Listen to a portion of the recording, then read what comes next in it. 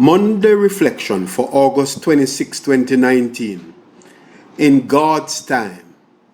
Isaiah 49:8, the watchword for today. Thus says the Lord, in a time of favor I have answered you, on a day of salvation I have helped you.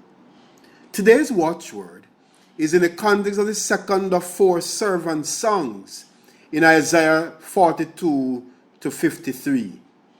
The servant is God's agent to do his work in the world. The songs are about God's servant who will, among other things, bring justice to the nations, raise up the tribes of Judah, and restore the preserved of Israel. Furthermore, God says in chapter 49, 6b, I will also give you for a light to the nations, that you may be my salvation to the end of the earth. It is clear that a servant will exercise considerable power on Yahweh's authority. In today's text, Yahweh promises to bring his children home. This is intended to encourage the exiles who are having trouble believing that Yahweh will soon free them from their exile and lead them back to their homeland. God is about to liberate them. Yet, such will be on God's terms and at God's determined time. Notice that God says, in a time of favor and on a day of salvation. Further, God promises that he will preserve them and give them as a covenant to the people. God is reminding them of the covenant he had established between them, a covenant between a superior God and an inferior humans. God initiates these covenants and dictates their terms, and in every case, the terms are favorable to the humans. Thus, in the context of the people's inability to recover on their own and bring about their own future, God promises their restoration. God uses language that is akin to that of a mother to emphasize his promised care.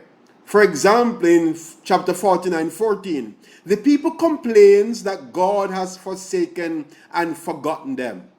God responds in verse 15 by asking if it is possible for the actual mother of a child to forget her child, even her nursing child, and if it is possible for the literal mother of the child to show no compassion for a child she has born.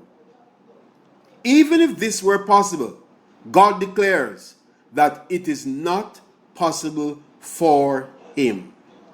Even these may forget, he says, yet I will not forget you. God is faithful, and this means that God's options are limited.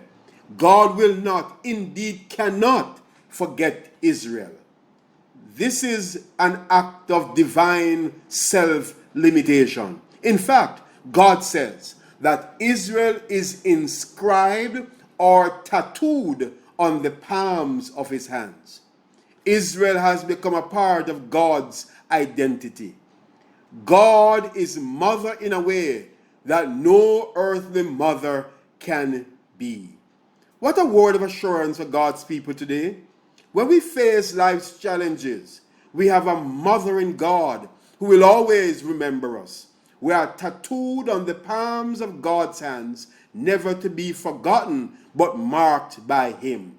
We have a faithful God who will raise us up and cause us to thrive bountifully. Our journey may be through the wilderness, but we shall not be in want of food or water or protection. God himself will be our provider, guide, and shelter.